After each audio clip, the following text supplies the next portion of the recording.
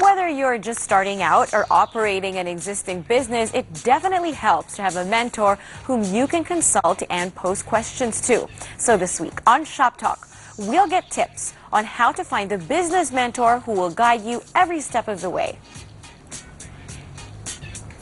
And get to know the woman behind Benitez Collection. She empowers Gawad Kalinga communities.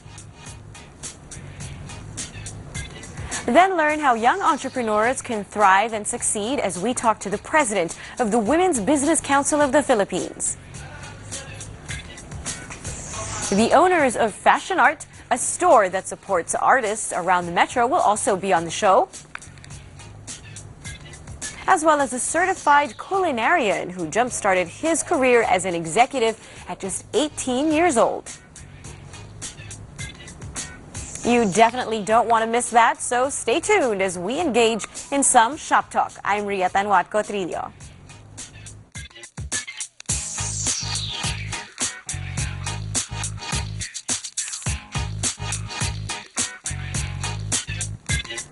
The foundation for success is early training. Pacita Juan, president of the Women's Business Council of the Philippines, will tell us how to be on track. Hi, Chit. Welcome back to the show. Thank you. Good to have you on. We talked so much about your business in the past, but here we're going to be talking about business and entrepreneurship in general and how you help it along in the Philippines. What does today's Filipina businesswoman look like? What's her profile? What does she do? What is she driven by? Actually, Filipinas are naturally entrepreneurial. But we also have a lot of women who are in corporate positions now.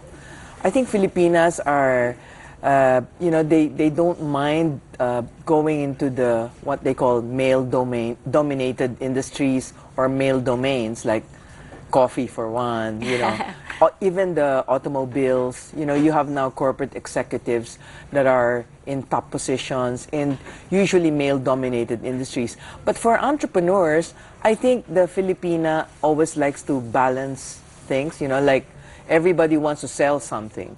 It's very natural. They say that it also comes out of a need, and they say it also comes out of ladies being able to multitask. So I think Filipinos are cut out to go into business naturally.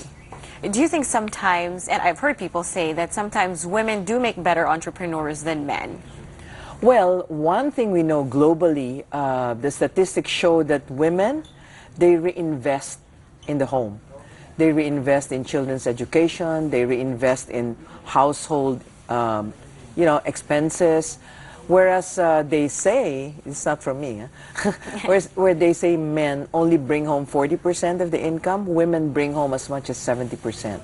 So I think just on those statistics, I think it's good that for women to have extra income and to go into business. Wow, that is pretty surprising, right? Okay, now when it comes to starting out in business, how early should a woman, or anyone in business for that matter, start training and learning business?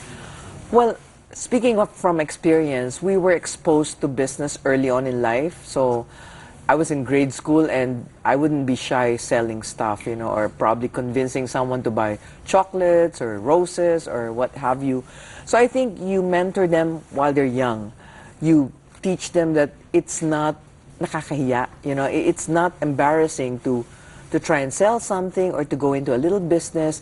Try to support them. Like if your kids want to, Mom, can I do this in school? Encourage them. And business talk is encouraged at home.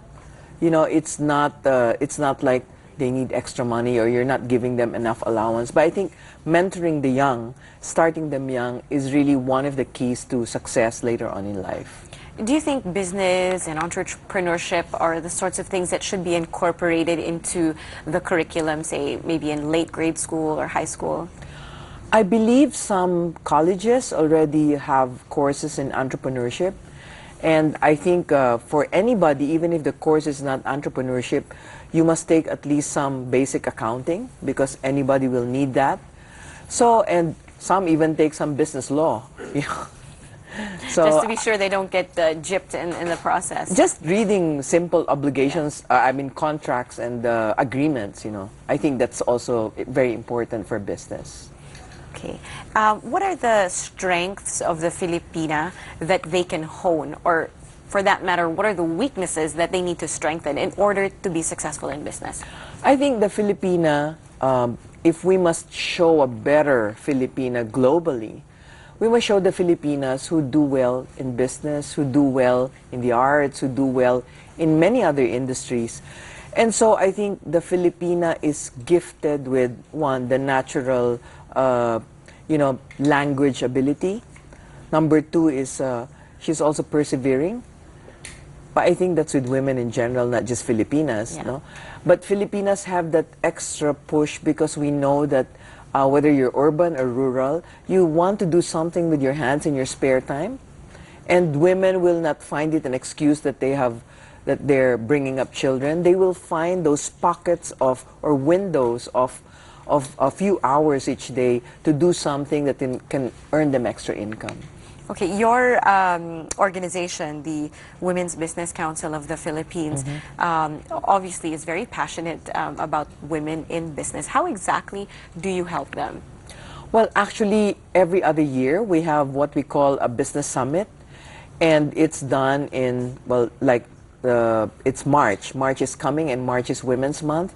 So in the business summit, you will get different inspirations. It's very hard to put together like 11 people, talking for the whole day and sharing their experience. So this is what we do. It's not easy, but we try to do it so that that's our share in mentoring other women.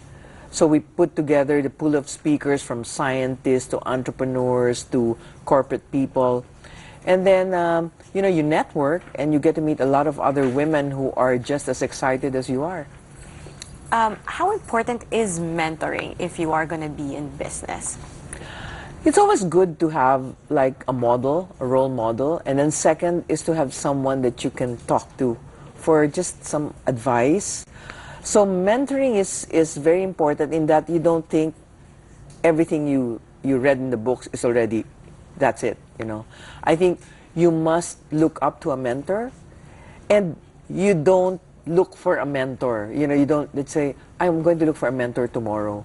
I think it happens that if you are ready to be taught, or the student is ready, the teacher will always come. That's true. And how involved should a mentor be in your life as a business person? I mean, you said that, in this summit, that's sort of one aspect of mentoring or sharing expertise. But then also you have mentors that, you can consult with on a daily or weekly basis, right? What is more effective, you think? Or should you have both? I think what's important is for you to join a group. There's the Network for Enterprising Women, there's the Business and Professional Women, there's the Women's Business Council. If you join a group, when you are with your peers, it's almost like having mentors all year round. Because you learn so much from each other. You learn so much from each other's experience, One will have this experience, one will learn from it. But the important thing is not to isolate yourself or be insular. You really have to go out and reach out to other networks. Now, for you, you've been a very successful business person. Thank We you. know that you're in coffee, and you're also in retail, supporting and selling a lot of eco-friendly products. What are the most important things that you've learned? I think always look up to someone. You can't be the end all. Number two is always do business with what you love, with what you eat, what you use, what you drink. Never go into business just for the money. And third is never give up. If you try 3 times and you fail twice, that's fine. You've at least succeeded once. So never give up and keep your focus. Okay, you're a mentor yourself. What is that like, sharing your expertise and your knowledge with a younger set of people? It's actually very fulfilling. The way the way I do it is I get invited to speak in schools or in associations, and that's the way we share what we've learned, and the kids pick up, and sometimes they look for you on Facebook or they look for you on Twitter. They seek you out on social media. That's Yes, great. Twitter, Instagram, they follow you, and then they ask questions. Very nice. Okay, before I let you go, please invite everyone to the Women's Business Council Summit. Yes, that will be on March 6th at the Mandarin Hotel. So if you can sign up or follow us on Facebook, you'll see it there, how to register. And March 6th, that starts at 8:30 for the registration all the way till 5 o'clock. And we guarantee that you will learn so much and you will meet a lot of people, men and women. And this summit is open not just for women, but for men as well. Okay, I hope the guys out there heard that, right? Lots to learn, no matter which gender you belong to. Thank you. All right, thanks for shop talking with us, Chit. Thank you.